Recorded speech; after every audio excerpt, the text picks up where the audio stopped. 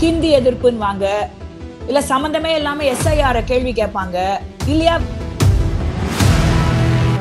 எங்க அப்பா ஏன் உங்களுக்கு இண்டஸ்ட்ரி உள்ள கொண்டு வர தெரியாதா? துபாய்க்கு ஆண்டத்துக்கு அடுத்த செகண்ட் விதவுட் குவெஸ்டினிங் போய் ஒரு ராஜா ஏறுவார் இல்லீங்களா? ஒரு 4.5 years செயல்படுத்தாததுக்கும் மக்களுக்கு வித்தியாசம் தெரியும். 4 கேள்வி கேட்டாருன்னா நான் ரொம்ப சந்தோஷப்படுவேன். இந்த காணொலி மூலியமா இதை நான் அவருக்கு பதிவு செய்யறேன். சோ அவர் கொஞ்சம் பாரத பிரதமரை கேள்வி கேட்கறத நிறுத்திட்டு இங்க இருக்கிற முதலமைச்சரை ஒன் வாய்ஸ் வீடியோஸை லைக் பண்ணுங்க, ஷேர் பண்ணுங்க, சப்ஸ்கிரைப் பண்ணுங்க and மறந்துடாம பெல் பட்டனை பிரஸ் பண்ணுங்க. அன்பு ஒன் வாய்ஸ் தமிழ் நேயர்களுக்கு வணக்கம். நம்முடன் இன்று இணைந்திருப்பவர் திருமதி மதுவந்தி அவர்கள், மாநில செயலாளர் அறிவுசார் பிரிவு தமிழக பாஜகவிலிருந்து நம்முடன் இணைந்திருக்கிறார். மேம் வணக்கம் மேம், உங்களை வரவேற்பதில் பெருமிதம் அடைகிறோம். வணக்கம். நன்றி நன்றி சுபா. மேம், தொடர்ந்து 4.5 ஆண்டு காலம், கிட்டத்தட்ட இன்னொரு 6 monthsல we are going to face election. 6 months கூட இல்ல, hardly 5.5 months இருக்கு. நீங்க எப்படி பாக்குறீங்க இந்த 4.5 ஆண்டு கால ஆட்சி? அதாவது நிறைய பேர் சொல்லுவாங்க திரும்பி உங்களுக்கு வாய்ப்பு இல்லை அப்படின்லாம் சொல்லுவாங்க. பிடிச்சிருக்கோ பிடிக்கலையோ நீங்க சொன்ன மாதிரிதான் இவர் வராரு, விடியல் தர போறாருங்கிற பாட்டு மூலமாவா இல்ல அதை ஒரு மக்கள் மனசுல ஏத்தியா இவர் நல்ல ஒரு மாற்றத்தை தருவாருன்னு அப்படின்னு எதிர்பார்க்கப்பட்ட நிலையில அதை பூர்த்தி செஞ்சிருக்காரா தமிழக முதலமைச்சர்? தமிழக அரசு ஒண்ணுமே பண்ணலையேமா, ஒண்ணுமே நடக்கலைங்கிறது தானே எல்லாருடைய வருத்தமும் ஆதங்கமும். மகளிருக்கு இலவச பயணம் கொடுத்திருக்காரு, தொடர்ந்து நலத்திட்டங்களை இப்ப பாருங்க, லாஸ்ட் ஒரு 4.5 months நலத்திட்டங்கள் எல்லா இடத்துலயும் செயல்படுறாங்களா இல்லையா? லாஸ்ட் 4.5 months செயல்படுறதுக்கும் 4.5 years செயல்படுத்தாததுக்கும் மக்களுக்கு வித்தியாசம் தெரியும் சுபா. சிம்பிள். சானிட்டரி ஒர்க்கர்ஸ் இன்னி வரைக்கும் போராட்டம் தான். கரெக்டா? நான் தப்பா சொல்றேன்னா? இல்ல, கடல்ல போய் கரெக்டா தப்பா? என்ன பண்ணாங்க உங்களுக்கு? அதுல மகளிர் இல்லையா? நான் போய் சந்திச்சுட்டு வந்தேன். எத்தனை மகளிர் இருக்காங்க தெரியுமாங்க அங்க? மகளிர் இல்லையா? லா அண்ட் ஆர்டர் எந்த அளவுக்கு ஒரு சீரழிஞ்சு போய் கிடக்கு. அது மகளிருக்கு நடக்கிற கஷ்டம் இல்லீங்களா? சும்மா 4.5 மாசமா பூசி முழுவதுக்கு இங்க அங்க ஒரு 4 பேருக்கு ரெடி பண்ணி 4 வீடியோ எடுத்து அவங்க நான் நல்லது பண்றாங்கன்னு சொல்லிட்டா இது என்ன ஜூனியர் ஆர்டிஸ்ட் வச்சு சினிமா எடுக்கிற கதையா இருக்கேம்மா இது? I'm sorry. 4.5 years தமிழ்நாட்டுல வெள்ள நிவாரணம் இப்போ ஒரு சின்ன மழை, பருவமழை பெஞ்சுது. கரெக்டா? என்னாச்சு தமிழ்நாட்டுல? அதனால எவ்வளவு பிரச்சனை ஃபேஸ் பண்ணோமா இல்லையா? இன்னும் எனக்கு டிசம்பரை நினைச்சா பயமா இருக்கு. என்னெல்லாம் நடக்க போதோ கடவுள்கிட்ட விட்டாச்சு நானு. ஏன்னா அரசாங்கம் என்ன பண்ணும் தெரியாது. பண்ணிக்கிட்டு இருக்கோம், பண்ணுவோம், பண்ணிட்டோம் அப்படிங்கிறாங்களே தவிர்த்து என்ன நடந்திருக்கு? You are seeing the reality on the கிரவுண்ட்மா. There is a huge anti incumbency. People are disappointed, hurt, upset. So definitely I am hoping and praying the right change comes to Tamil Nadu. Right, pun intended. Okay ma'am, நீங்க right change அப்படின்னு சொல்றீங்க. இந்த right சேஞ்ச கொண்டு வர வேண்டிய இடத்துல இருக்கும், பொறுப்புல இருக்கும், ரெஸ்பான்சிபிலிட்டி ஹோல்ட் பண்ணிருக்க எதிர்கட்சியான அதிமுகவோ இல்ல பாஜக போன்ற கட்சிகளோ தங்களுடைய கடமையை 4.5 வருஷத்துல சரியா செஞ்சிருக்காங்களா? அப்ப அவங்க சரியா செஞ்சிருந்தா இந்த ஆன்டி இன்குபன்சி அவங்களுக்கான ஒரு ஓட்டா கன்வெர்ட் ஆகிற சூழல்ல கண்டிப்பா வரும். கடமையை கண்டிப்பா கரெக்டா செஞ்சிருக்காங்க. கேள்வி கேட்டிருக்காங்க, எதிர்ப்பு தெரிவிச்சிருக்காங்க. என்ன ஒரு அப்போசிஷன் ஆனஸ்டா என்ன பண்ணணுமோ அதை கண்டிப்பா அதிமுகவும் பாஜகவும் சேர்ந்து பண்ணிருக்காங்க. அதை பண்ணாமலாம் இல்லைன்னா சொன்னா அதெல்லாம் போய் நான் ஒத்துக்கவே மாட்டேன். எவ்வளவோ முன்னாள் மாநில தலைவர் அண்ணாமலையா இருக்கட்டும், இப்போ மாநில தலைவர் நயனா நாகேந்திரன்ஜியா இருக்கட்டும், திரு எடப்பாடி பழனிசாமியா இருக்கட்டும், கேள்வி கேள்வி கேள்வி கேள்வி அங்க இருக்கிற நம்மளுக்கு இருக்கிற 4 MLA இருக்கட்டும் சட்டசபையில எல்லாம் கேட்டுக்கிட்டு தான் இருக்கோம், போராடிக்கிட்டு தான் இருக்கோம். அடிமட்ட தொண்டன்ல இருந்து பிரதமர் வரைக்கும் தமிழ்நாட்டுல நடக்கிறத பத்தி கேள்விகள் வந்துகிட்டு தான் இருக்கு. அதுக்குண்டான பதில் ஏதாவது கொடுத்தாங்களா? நீங்க சொல்லுங்க. ஒரு பதில் கொடுக்கணும்னா பதிலுக்கு டைவர்ஷன் போயிடும், வேற கேள்வி வந்துடும். டைவர்ஷனுக்கு வேற ஒரு விஷயம் வந்துடும்.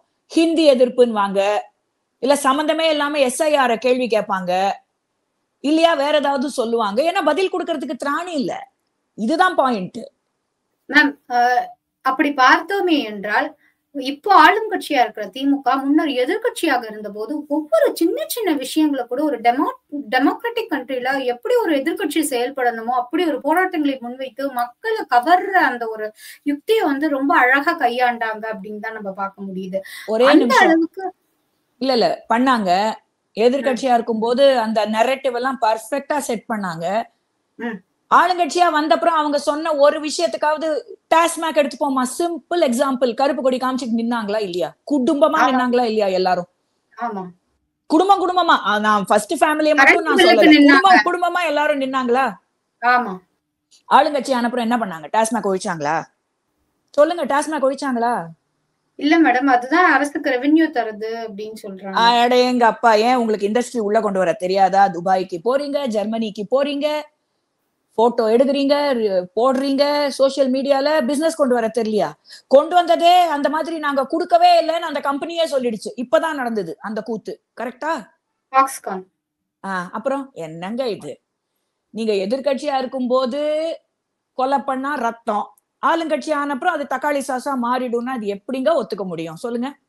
சோ இந்த மாதிரி ஒரு மக்களை கவனத்தை ஈர்க்கும் விதமான போராட்டத்தை ஏன் அதிமுக கையில எடுக்கல மேடம்? பண்ணிட்டு தான் இருக்காங்க. நீங்க ஏன்னா இங்க இருக்கிற மீடியா அதை கவர் பண்ண மாட்டாங்க. இங்க இருக்கிற மீடியா யாருக்கு வேலை செய்யறாங்கன்னு உங்களுக்கும் தெரியும், எனக்கும் தெரியும். எங்க இருந்து வரும்? கிரவுண்ட்ல போய் பாருங்க.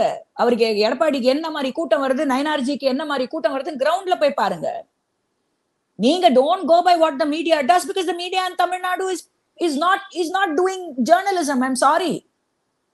Where is the neutral journalism from media in Tamil Nadu? இருக்கா? நீங்க சொல்லுங்க சுபா. நீங்களும் நானும் கத்துவோம். இந்த மாதிரி எத்தனை சேனல் இருக்கு? எண்ணலாமா விரல் விட்டு?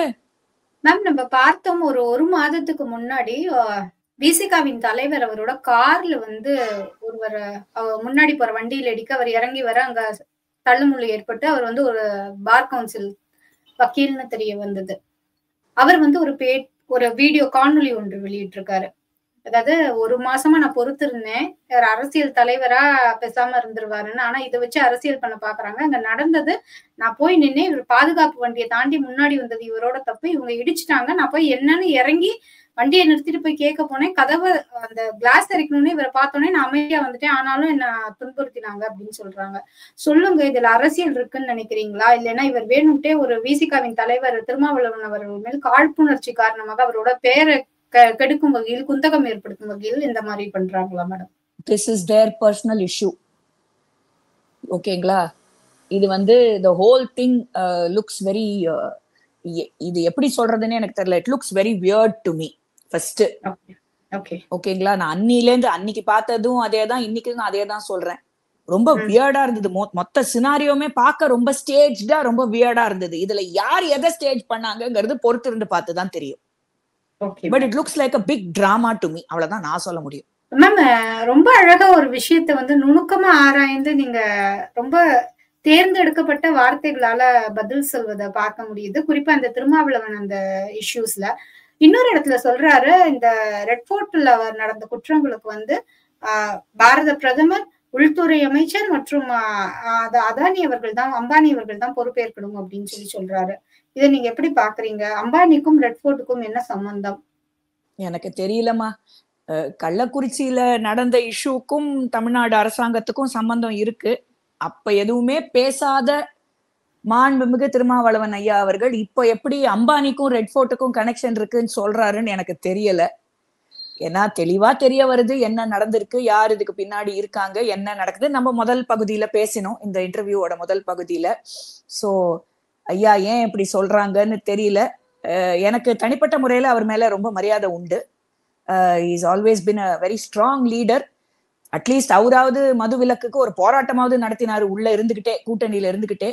சோ அவரு கொஞ்சம் பாரத பிரதமரை கேள்வி கேட்கறத நிறுத்திட்டு, இங்க இருக்கிற முதலமைச்சரை, என்ன கூட்டணியில இருக்கிறவங்க கேள்வி கேட்கலாம், தப்பு இல்லைங்களே, வாயை புத்திக்கிட்டு இருக்கணும்னு ஒன்னும் ரூல் இல்ல. இங்க இருக்கிற முதல்வரை இப்ப இருக்கிற லா அண்ட் ஆர்டர் சிச்சுவேஷனை பத்தியோ, இல்ல நடக்கிற கொள்ளைகள் பத்தியோ, இல்ல மகளிருக்கு நடக்கிற பிரச்சனைகளை பத்தியோ 4 கேள்வி கேட்டாருன்னா நான் ரொம்ப சந்தோஷப்படுவேன். இந்த காணொலி மூலியமா இதை நான் அவருக்கு பதிவு செய்யறேன். மேம், இறுதியாக ஒரே ஒரு கேள்வி மேம். அதாவது அறிவு திருவிழான்னு சமீபத்துல ஒன்று நடத்தினார்கள் திமுக அரசுல இருந்து, அறிவுசார் திருவிழா.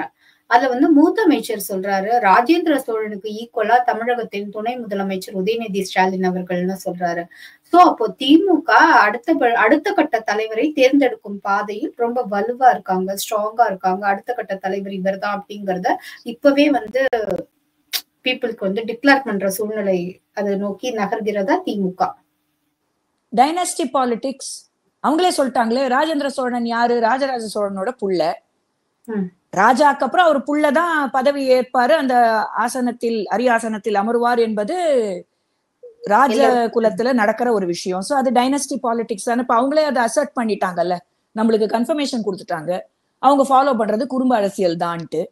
இததான் நாங்க பாஜகலையும் அதிமுகலையும் பல வருஷமா சொல்லிக்கிட்டு இருக்கோம். இன்னைக்கு நேற்றுக்கு சொல்லலீங்களே. அது காங்கிரஸ்ல நடக்கிற குடும்ப அரசியலா இருக்கட்டும், இல்ல யூபில நடந்த குடும்ப அரசியலா இருக்கட்டும், இல்ல இங்க நடக்கிற குடும்ப அரசியலா இருக்கட்டும், டைனஸ்டி பாலிடிக்ஸ். ஓகேங்களா? சோ அவங்களே அதை அஃபர்ம் பண்ணிட்டாங்க. மேம், குறுக்கிடுவதற்கு மன்னிக்கவும், டைனாஸ்டிக் பாலிடிக்ஸ் என்ன திமுகல மட்டும்தான் இருக்குன்னு நீங்க நினைக்கிறீங்களா? திமுகலயோ காங்கிரஸ்லயோ பாஜகல இல்லையா? இல்லைன்னா மற்ற கட்சிகள்ல இல்லையா? டைனஸ்டில இவர் வந்து ஆண்டத்துக்கு அடுத்த செகண்ட் விதவுட் குவெஸ்டினிங் போய் ஒரு ராஜா ஏறுவார் இல்லீங்களா, ஒரு த்ரோனை. அது வந்து ராஜ பரம்பரைகள்ல நடக்கும். பாஜகல எனக்கு அந்த மாதிரி காமிங்க. அமித்ஷா ஹோம் மினிஸ்டர், அமித்ஷாக்கு அப்புறம் ஜெய்ஷா தான் ஹோம் மினிஸ்டர் யாராவது எங்கேயாவது அனௌன்ஸ் பண்றாங்களா? எனக்கு காமிங்க. ராஜ்நாத் சிங்க்கு அப்புறம் ஒரு புள்ளதான் டிஃபென்ஸ் மினிஸ்டர் அப்படின்னு யாராவது எனக்கு அனௌன்ஸ் பண்றாங்களா? காமிங்க. தேவேந்திர பட்னாவிஸ்க்கு அப்புறம் அவங்க பசங்க தான் அடுத்த சீஃப் மினிஸ்டர் அப்படின்னு யாராவது அனௌன்ஸ் பண்றாங்களா? காமிங்க. யோகிக்கு அந்த பிரச்சனை இல்ல, மோடிஜிக்கு அந்த பிரச்சனை இல்ல, விட்டுடலாம். குடும்பஸ்தர்களை பத்தி நம்ம பேசுவோம். அந்த மாதிரி யாராவது அனௌன்ஸ் பண்ணிருக்காங்களா? இப்ப நயனார்ஜி ஸ்டேட் பிரசிடென்ட், அவருக்கு அடுத்தது நயனார் பாலாஜி தான் ஸ்டேட் பிரசிடென்ட் அப்படின்னு அனௌன்ஸ் பண்ணுவாங்களா பாஜகல? அன்அப்போஸ்டா ஏறுவாங்களா? இவர்தான் இப்ப முதலமைச்சர், துணை முதலமைச்சரே ஆயிட்டாரேமா, அதுக்கு பேர் என்னமா? அந்த மாதிரி எனக்கு பாஜக ஆள்ற ஏதாவது ஒரு மாநிலத்துல father chief minister, son or daughter deputy chief minister காமிங்க. அதுக்கப்புறம் நம்ம டைனாஸ்டி பாலிடிக்ஸ் பத்தி விரிவா பேசுவோம். மேம், இத்துணை நேரமும் அழகாகவும் தெளிவாகவும் நிறைய விஷயங்களா அது டைனாஸ்டி பாலிடிக்ஸ்னா நீங்க நினைக்கிற மாதிரி ஒருத்தருக்கு பின்னாடி அடுத்த வர சக்சஸர் வந்து அரியணை ஏறுது மட்டும் கிடையாது. வித்தவுட் கொஸ்டினிங், எந்த விதமான கேள்வியுமே இல்லாம. That is the point. That is the point that we talk about. வேற எதுவுமே கிடையாது. That is the main point we discuss. கேள்வியே கேட்காம அப்ப திமுகல இருக்கிற தொண்டர்கள் தான் இதை பத்தி யோசிக்கணும். நீங்களும் நானும் யோசிக்க தேவையில்லை. There is no democracy there. It is a monarchy. அப்போ அதை பத்தி அவங்க தொண்டர்கள் தான் யோசிக்கணும். நம்ம எதுக்கு யோசிக்கணும்? சோ வித்தவுட் எந்த கொஸ்டினுமே இல்லாம ஆத்தரைஸ்டா இவங்கதான், இவர்களுக்கு பிறகு இவர்கள், இவர்களுக்கு பிறகு இவர்கள், இவர்களுக்கு பிறகு இவர்கள்னு ஒரு திட்டம் போட்டு வச்சு வகுத்த பாதையில தொண்டர்கள் எந்தவித கேள்வியும் கேட்காம பயணிப்பதுதான் ஒரு டைனாஸ்டிக் பாலிடிக்ஸ். அந்த மாதிரி பாலிடிக்ஸ பாஜக முன்னெடுப்பதில்லை அப்படிங்கிற விஷயங்களாக இருக்கட்டும். செங்கோட்டையை நோக்கி இந்த வண்டி நகர்ந்திருக்கு அப்படின்னா இது வந்து இதோட எய்ம் என்னவா இருக்குங்கிறத நினைக்கும் போதே ரொம்ப திகிலா இருக்கு. ஆனா இதற்கு யார் பின்புலத்துல இருக்காங்களோ அவங்க கண்டிப்பா டெஃபினட்டா தண்டிக்கப்படுவார்கள். அதாவது பாரதத்தின் அரசு வந்து இதை will not take it granted அப்படிங்கிற மாதிரி எடுத்துக்காது. இதற்கான தக்க பதிலடியை கண்டிப்பாக கொடுக்கும் அப்படிங்கிற ஒரு உண்மையையும் பாஜகவும் அதிமுகவும் கடந்த 4.5 ஆண்டுகால எதிர்கட்சியா செய்ய வேண்டியதை திறம்பட செஞ்சிருக்காங்க. ஆனா கூட திமுக 4.5 ஆண்டு காலமாக செய்ய வேண்டிய அவசியத்தையும் அத்தியாவசியத்தையும் செய்ய மறந்து 4.5 மாதங்களாக மட்டும் கேரி ஃபார்வர்ட் செய்வதனால் ஆன்டி இன்கியூபன்சி இல்லாமல் போகுமா அப்படிங்கிற உங்களுடைய கேள்வியும் நாங்க மனமு வந்து ஏற்றுக்கொள்கிறோம். இனி வரும் காலங்கள்ல தொடர்ந்து இது பற்றி பேசலாம் மேம். நன்றி, வணக்கம். Thank you ma'am. நன்றி, வணக்கம்மா. ஆன் வாய்ஸ் வீடியோஸை லைக் பண்ணுங்க, ஷேர் பண்ணுங்க, சப்ஸ்கிரைப் பண்ணுங்க அண்ட் மறந்துடாம பெல் பட்டனை பிரஸ் பண்ணுங்க.